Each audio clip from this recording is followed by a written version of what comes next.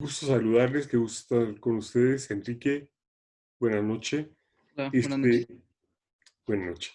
El libro que vamos a tratar el mes de noviembre es Patria de Taibo. Taibo, Paco Ignacio Taibo II, él es periodista, es activista y actualmente es director del Fondo de Cultura Económica en la República Mexicana. Su libro es un libro breve, digo, son 300, 500 páginas.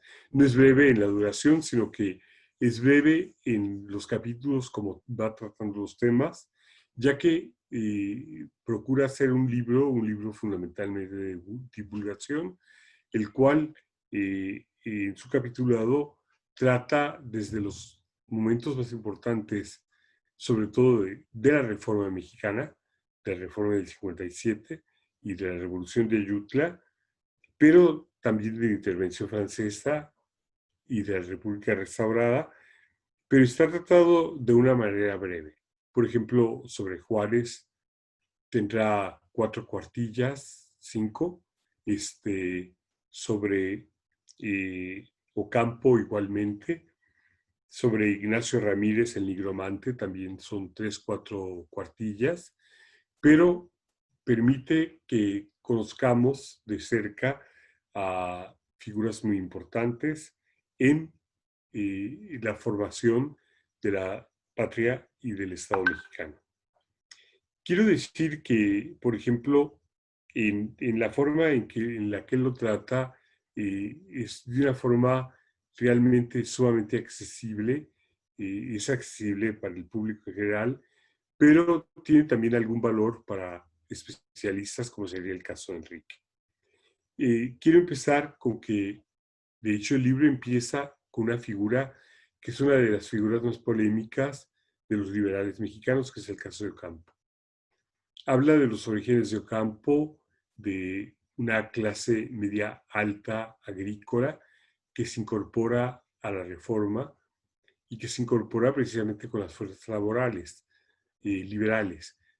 Ocampo, además, una cosa muy importante que va a tener es que es el encargado, como secretario de Relaciones Exteriores, de tratar asuntos particularmente con Norteamérica y que culminan con el Tratado MacLean-Ocampo, que yo creo que es muy importante aclarar algunas cuestiones al respecto. El Tratado MacLean-Ocampo es señalado como un tratado en el cual Ocampo, de hecho, abre la patria a la intervención extranjera.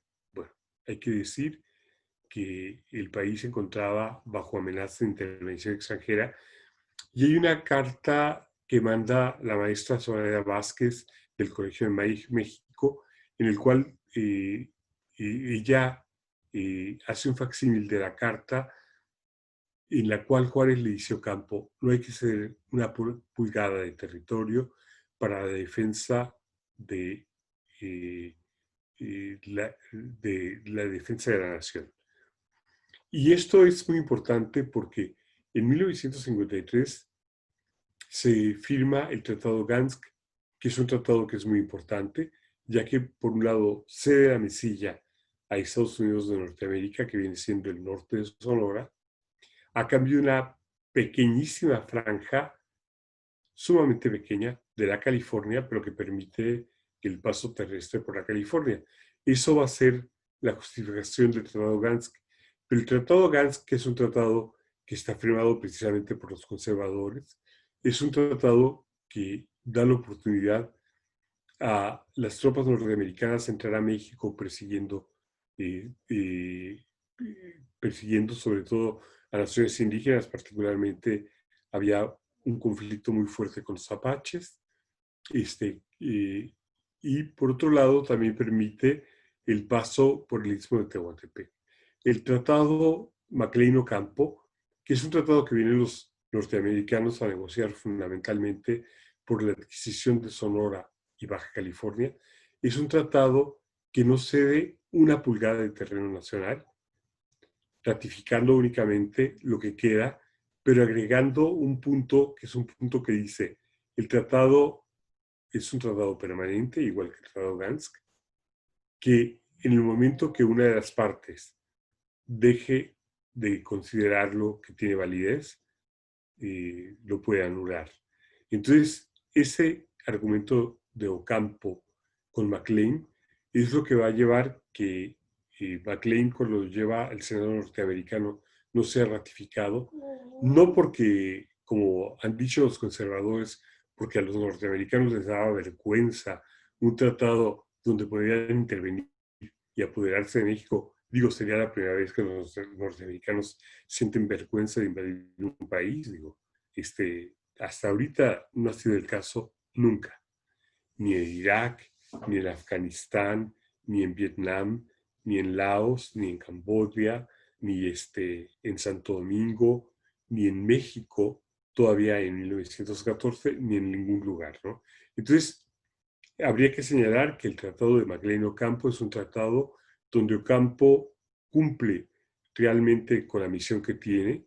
Es un tratado que, por otro lado, logra calmar un poco las ansias expansionistas norteamericanas y no se dio una pulgada de terreno. De hecho, el último tratado en el cual se dio terreno mexicano a Norteamérica fue el Tratado Gansk de 1853. Ok, ese sería un punto que sería un punto muy importante y para mí me parece muy importante reivindicar la figura de Ocampo.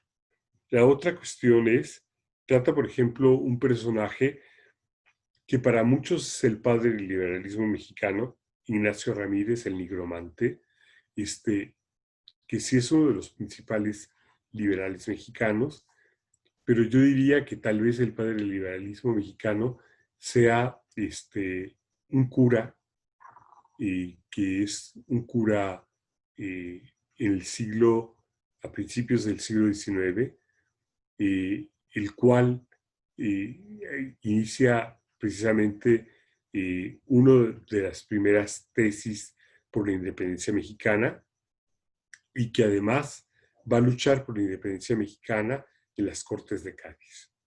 Y que es una persona que además excava constantemente la presión, una especie de Houdini político, que es el caso de un cura dominico, y que realmente se le ha reconocido poco. Pero sin embargo, en el caso de Ignacio Ramírez es una persona que es mucho más radical que todos los liberales mexicanos. En el momento en que él va a intervenir, por ejemplo, para ser parte de la Academia Mexicana, por ejemplo, inicia su discurso con un discurso que va a iniciar diciendo, Dios no existe, y que por lo tanto no es admitido el nigromante como parte. Hola, Rodolfo. Creo que esto es una cuestión sumamente importante. Ahora, esta primera parte además tiene que ver con, yo creo que lo que sería el inicio del nuevo liberalismo mexicano, que va a ser el liberalismo de los 50, que se da en 1954 con la Revolución de Ayutla. La Revolución de Ayutla es una revolución que es sumamente importante porque es una revolución que surge sobre todo después del Tratado Gansk, o sea, de 1953, en la cual se alzan en contra del conservadurismo mexicano una serie de personajes alrededor de Juan Álvarez, del estado de Guerrero, y en los cuales van a participar una serie de políticos mexicanos. Melchor Ocampo va a participar, Lerdo de Tejada, va a participar el mismo Juárez. O sea, es gente que se incorpora un poco después y es la primer revolución liberal mexicana y es una revolución en la cual es llevada a cabo por primera vez por una serie de gente con una formación intelectual. Lo más contradictorio es que sea posiblemente la revolución más jacobina y llevada a cabo por gente con una formación profundamente cristiana, profundamente católica. Este es el caso de Juárez, de Lerdo, de Juan Álvarez, y es una cosa que va a ser tratada aquí. Te dejaría la palabra, Enrique. Ok, sí, pues bueno, retomaré un poquito, ¿no? De cómo comienza esta obra. Pues en la nota inicial, Taibo explica que, bueno, resume brevemente sobre qué tratará la obra y la manera en que Taibo explicará los sucesos. Él mismo menciona que es de una manera poco ortodoxa para lo que él llama historia tradicional, porque podemos ver que algunas veces Taibo se refiere a los personajes que les habla en segunda persona, ¿no? Como si estuviera teniendo un diálogo con ellos. Por lo menos para mí eso me parece como, me llama la atención y a la vez me parece muy atractivo la manera en que narra los hechos. Y también, creo que es un libro que, como bien usted, Jorge, mencionó, si bien es de divulgación, que sí retoma algunos puntos importantes que se deben destacar sobre la historia del siglo XIX mexicano para dejar de verlo eh, como si el siglo XIX fue muy estático, ¿no? Porque se tiene esa idea, pero cuando pues, realmente fue pues, un siglo más convulso que el siglo XX. Eh, y bueno, tomando esto que la primera parte, los primeros 10 capítulos de este primer tomo de Patria, va enfocado principalmente a lo que se deriva del plan de Ayutla. Eh, También tenemos que, bueno, yo lo que podría decir es que tenemos que recordar que México viene saliendo una década antes de la guerra contra Estados Unidos, donde México pierde más de la mitad de su territorio. Entonces, el plan de Ayutla, sumado a las diferencias que estaban teniendo los liberales en ese momento con el gobierno instaurado por los conservadores, además se tiene todavía como este sentimiento de pérdida del territorio del país. Incluso después en el plan de Ayutla, después de que se dan los motivos de los cuales se quiere destituir a Santana, se dan 9 puntos específicos en un apartado que se titulado plan, dentro del propio plan. Los 9 puntos, se los leo, es la destitución de Santana y las personas que trabajan para él. La segunda era convocar a un representante por estado y territorio, quienes elegirían a un presidente interino de la República. Porque recordemos, en este momento cuando Santana está en el poder, una república centralista. El tercer punto son las facultades del presidente interino. El cuarto es que se acuerda a todos los estados y territorios que la nación es y será una sola, indivisible e independiente. Pues es decir, como que crear esta federación, porque precisamente por eso que estaba ocurriendo del centralismo, muchos, en ese momento me parece que se llamaban departamentos, pero no tenían este mote de estados, sino que pues eran los territorios, ¿no? Y cada territorio quería buscar como que su independencia, porque estaba viendo como esta, esta incapacidad del centralismo que estaba llevando el gobierno conservador. El quinto es constituir la República Representativa Popular, que eso pues es uno de las ideas más importantes que traen los liberales mexicanos, ¿no? La democracia. El sexto punto es que el gobierno interino debía cuidar y proteger al ejército y también proteger la libertad del comercio interior, exterior y expidiendo la mayor brevedad posible los aranceles que deben observarse. En este momento, México tiene una cuota muy alta de aranceles y que varían de un estado o de un territorio a otro. Es decir, no sé si en Sinaloa se cultivaba cierta fruta o verdura, se quiere llevar a otro territorio, el territorio de Sonora, de Jalisco, pues entonces hay que pagar un impuesto. Entonces esto hacía que el comercio pues fuera muy difícil y no fuera tan accesible pues para todas las personas, pues obviamente lo que causaba que pues todos los productos fueran más caros. El séptimo es lo tengo ¿cómo se dice? Dado. Dice, cesan desde luego los efectos de las leyes vigentes sobre sorteos y pasaportes y la gabela impuesta a los pueblos con el nombre de capitación. El impuesto de capitación era un impuesto que toda persona sujeta a la capitación debía pagar la misma cantidad independientemente de sus posesiones, pues es decir, como otro impuesto. Quienes opusieran, octavo, quienes este plano desconozcan se consideraban enemigos de la nación. Y pues la novena era como una invitación a, pues, a los liberales de ese momento. No sé si, bueno, por el momento es mi intervención, no sé si Iñaki quiera añadir algo. Iñaki. Bueno. ¿Qué tal? Buenas noches. Voy a tener mi cámara apagada porque como que se me está yendo un poquito el internet. Ok. Entonces me cuesta un poquito de trabajo escucharlos.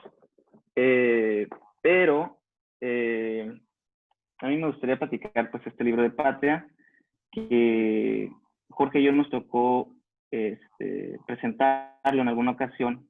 En una preparatoria tenemos un grupo de estudios también, podemos decirlo, de lectura.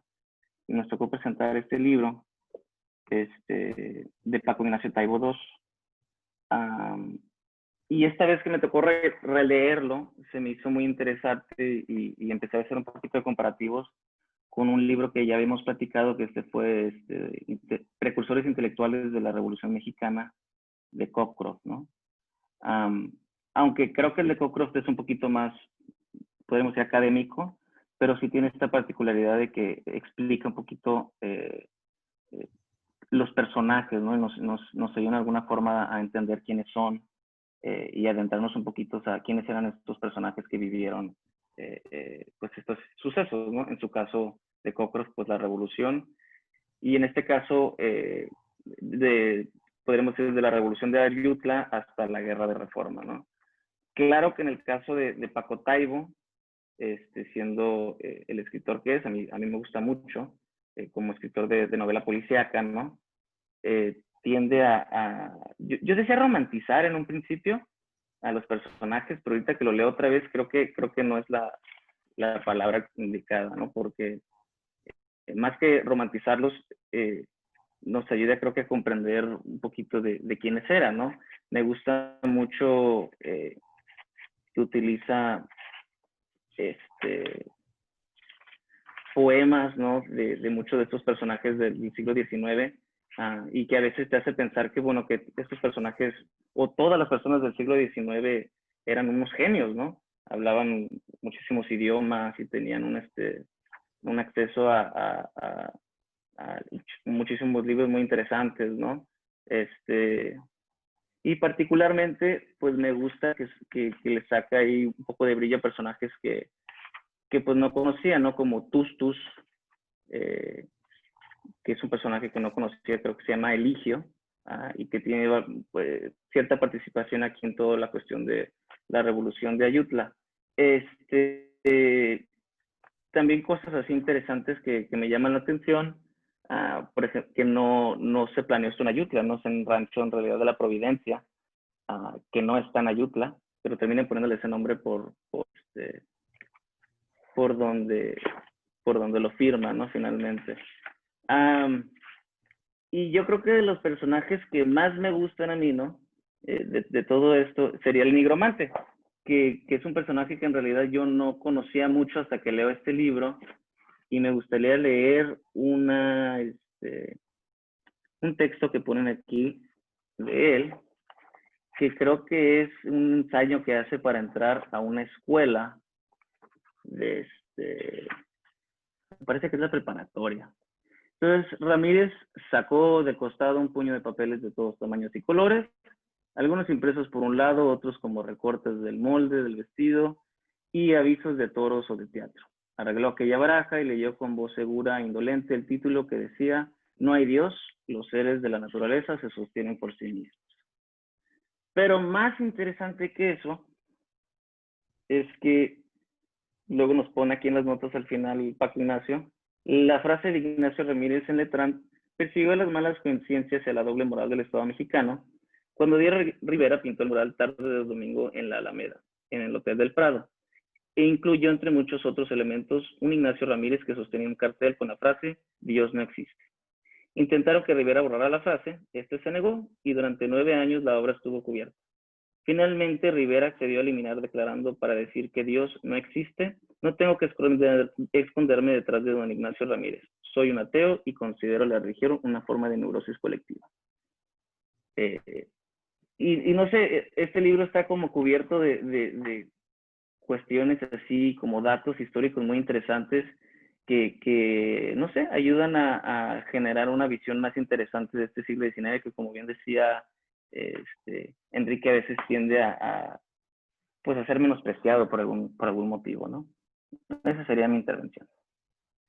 Bueno, no sé si mencioné, bueno, no sé si estabas conectado, Iñaki, cuando mencioné precisamente a Fray Servando Teresa de Mier, que para mí es el padre del liberalismo mexicano, el cual participó precisamente en las Cortes de Cádiz, que estuvo prisionero varias veces escapó, y que defendió a capa y espada precisamente la separación de la Iglesia y el Estado, siendo él un cura, porque él consideraba que la Iglesia y el Estado tenían que estar separados, que no es una cosa nueva, ¿no? Sino que venía desde el liberalismo del siglo XIII, en el caso de Italia, particularmente de Padua, con la posición que tenía precisamente Dante Alighieri, que escribió su libro Monarquía, en el cual señalaba que era muy importante separar el Estado de la Iglesia, porque el Estado, decía en su libro Monarquía, los terrenos terrenales, la gente de la tierra tenemos que resolver, y el terreno que no sea terrenal, bueno, el dominio de los cielos que lo administre la Iglesia, ¿no? Era lo que planteaba Dante Alighieri desde esa época, y que es una posición muy parecida, ya mucho más radical, mucho más moderna, en el caso de Fray Servando, y que después el que la va a poner en la política mexicana como un punto sumamente importante va a ser el nigromante. Yo coincido contigo, Rodolfo, que tal vez sea una de las figuras más interesantes de la historia de México y de la historia del liberalismo, precisamente la figura del nigromante, ¿no? En cuanto a la revolución de Ayutla, me parece muy importante que sean señalados los 9 puntos, porque además la revolución de Ayutla va a ser la que saque definitivamente a Santana del poder, que lo expulse de México, va a ser la revolución de Ayutla, que imponga la primer república en la cual realmente se va a hacer una reforma que separe a la Iglesia del Estado y que se plantea un México moderno, y que es liderada fundamentalmente por Juan Álvarez, pero que queda como presidente como Ford, como viene en el libro, y que como Ford, a la hora de la hora se convierte, digamos, en un liberal bastante débil, bastante amorfo, bastante oportunista, que trata de llegar a acuerdos con diferentes corrientes y que llega a un acuerdo con Zuloaga y con los otros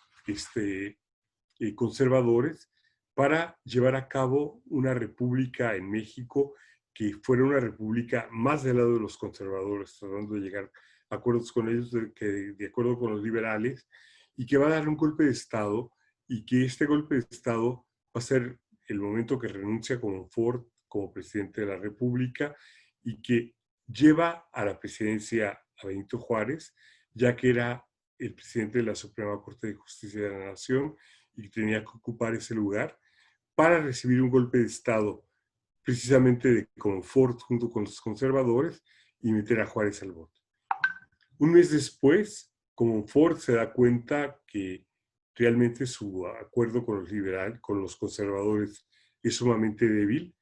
Y entonces es cuando realmente saca a Juárez de la cárcel, renuncia, deja a Juárez de presidente, pero un presidente en medio de un golpe de Estado, y que Juárez asume perfectamente una figura que es una figura un poco caricatural de esto. Es el caso de que Juárez lleva a cabo la República en una carreta con los documentos fundamentales de la República, y que va viajando a Guanajuato, a Chihuahua, a Nuevo León, etcétera, a diferentes lugares, porque viene siendo perseguido por los conservadores.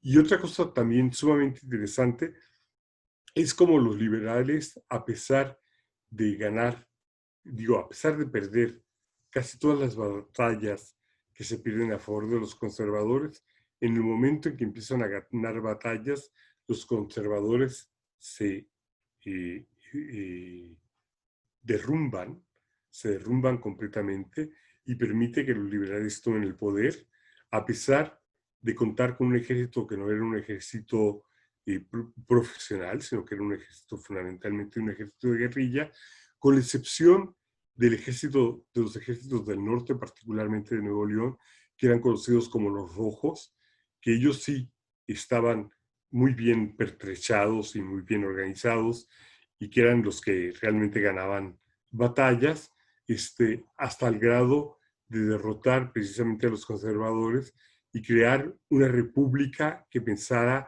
en desarrollar un modelo que era el modelo para que se permitiera el desarrollo y el avance del capitalismo en México, y que esto después va a ser precisamente el que lleve a cabo las leyes de reforma, y leyes que además es muy interesante porque son leyes llevadas a cabo por jacobinos que son muy católicos, con una formación muy católica, en tres figuras fundamentales que son Lerdo, Iglesias y Juárez. Los tres habían estudiado derecho canónico, y los tres son precisamente los padres de la patria laica en México. Enrique. Sí, quisiera, bueno, retomar un poquito lo que comentó Iñaki. También eso se me hizo también interesante, como lo que mencionaba, ¿no? Una manera, eh, se puede decir, poco ortodoxa de presentar como esta historia, pero que me parece que es importante, ¿no? Para sentir como esta atracción hacia los estudios históricos, que lo que menciona Iñaki es que Taibo lo que hace es que él trata de bajar a estos personajes como de su, ¿cómo podría decir?, del altar que la historia oficial ha querido construir, y sin embargo los humaniza. En el caso de Benito Juárez, me parece es el tercer capítulo, pues que habla, si bien da muy brevemente una muy breve biografía de Juárez, hasta el momento de su vida en el, pues explica realmente, ¿no? Como qué es lo que hay detrás de este gran personaje, ¿no? O sea, más allá de sus grandes hazañas, pues, y otra cosa que me parece ahí interesante e importante rescatar es cómo Juárez llega a saber lo que es esta vida en el exilio, ¿no? En Nueva Orleans, en donde tiene que hacer pues, trabajos en situaciones pues, precarias, se las ve en dificultades económicas. Antes de irse a Estados Unidos, pasa meses vagando por México porque pues está siendo encarcelado por el gobierno de Santa Fe en el momento.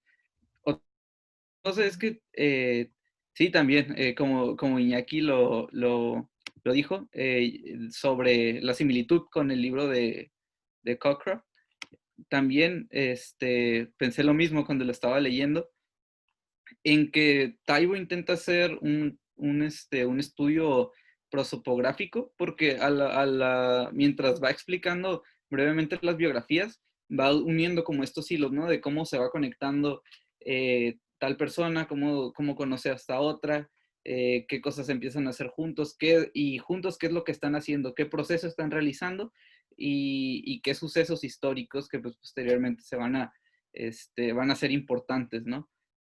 eh, pues, o sea, tanto los que se podrían denominar como los héroes y los villanos, porque en el caso de Santa Ana. También habla cómo fue que Santa Ana estaba en el exilio, cómo regresa. Y algo que me parece importante en el segundo capítulo, que precisamente es el de Santa Ana, es que pues Taibo ahí nos da una clave muy importante para comprender contra qué estaban luchando los liberales en ese momento. ¿Cuáles son los tres actores fundamentales en el México conservador del siglo XIX? Que son el alto clero, el gran dinero y los mandos militares. Así lo escribe Taibo, lo estoy citando textualmente. Y pues por el momento es todo. Adelante, Iñaki. Sí, es que es cierto, ¿no? Como dice Enrique, al humanizar a los personajes, tanto a los podremos decir, buenos, malos, liberales, conservadores, como lo quieras ver, baja un poquito la historia y lo hace, pues, entretenida, ¿no? Fuera de los libros históricos que a veces tienden a ser un poquito, pues, no tediosos, pero en su afán de mantenerse neutros, no son tan interesantes, pues, ¿no? Y es cierto lo que dice, ¿no? Cuando empezamos a ver tanto a Santana como un personaje que pues al parecer muy entusiasta de ir directamente a pelear contra los guerrilleros en Guerrero, pero al mismo tiempo, al momento de poder actuar y hacer una batalla frontal, se regresa, ¿no? Y por ahí Taibo dice algo así como una persona que le gusta el poder, pero le da flojera eh, el tener que trabajar en el poder, ¿no? La cuestión administrativa, etcétera, etcétera, ¿no? Por otro lado, también les da un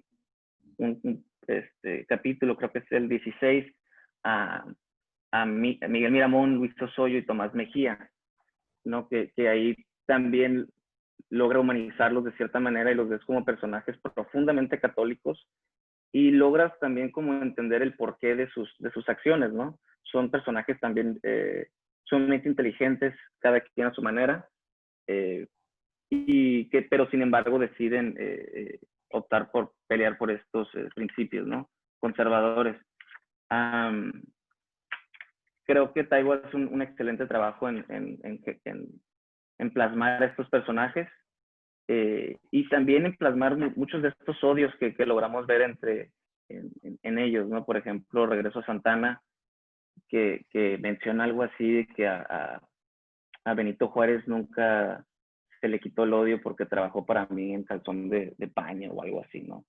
Que no es cierto, al parecer, o Taibo menciona que hace una investigación y que Juárez nunca trabajó para Santana, pero el decir algo así, ¿no?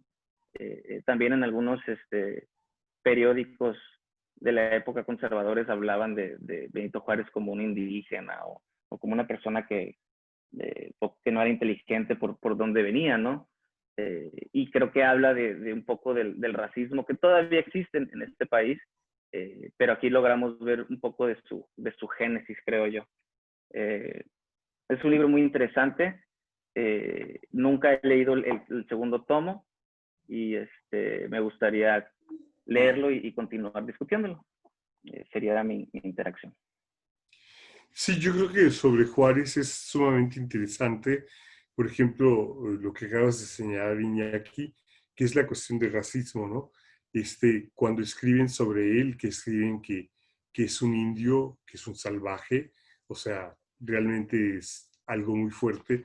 Y una cosa, por ejemplo, que discutía yo con un compañero en alguna ocasión, era cómo el encono en contra de Juárez por parte de los conservadores era un encono clasista y racista, porque de hecho Lerdo de Tejada en muchos casos es más radical. O sea, Juárez crea la ley de fueros, mientras que Iglesias crea la separación iglesia-estado. Pero Lerdo de Tejada va a crear la ley de desamortización de bienes en tierras de manos muertas. O sea, fue por ahí por donde se le pegó mucho más a la iglesia la cual a partir de la usura había quedado con la mayor parte del territorio nacional y que no permitía que fueran tierras productivas para el desarrollo del capitalismo en México.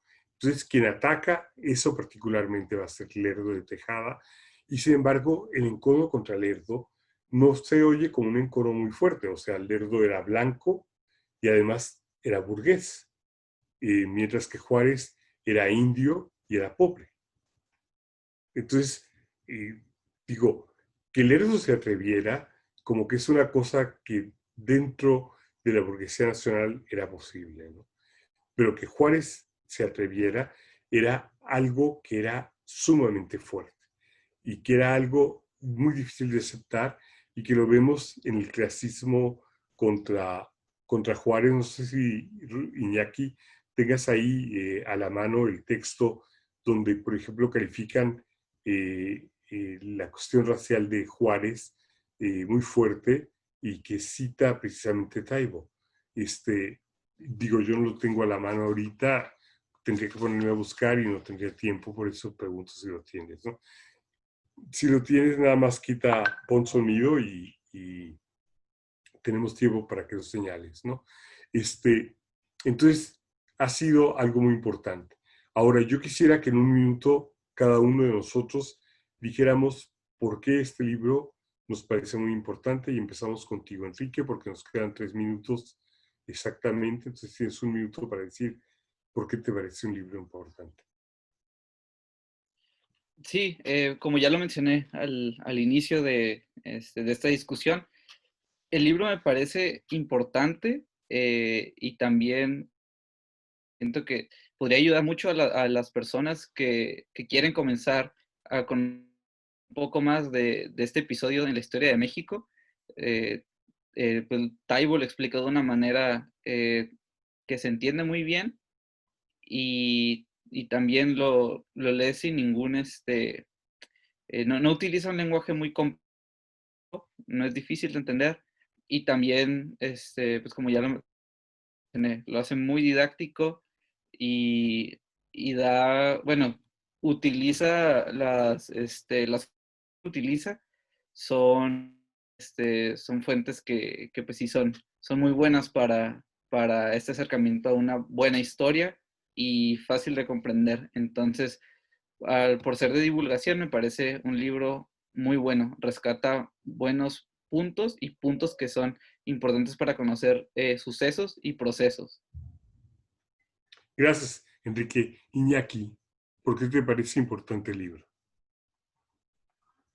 Primero, no encontré la cita de los periódicos, pero sí encontré la cita que dice Santana: Juárez no había podido superar el haberme servido en Oaxaca, en calzón de manta, cuando era joven en la casa de Manuel Envides. Pues bueno, como ya lo mencioné, probablemente eso es mentira, nada más lo decía como para hablar mal de Juárez. Como menciona un poco Enrique, es un libro de divulgación muy interesante, con una forma de narrativa que te va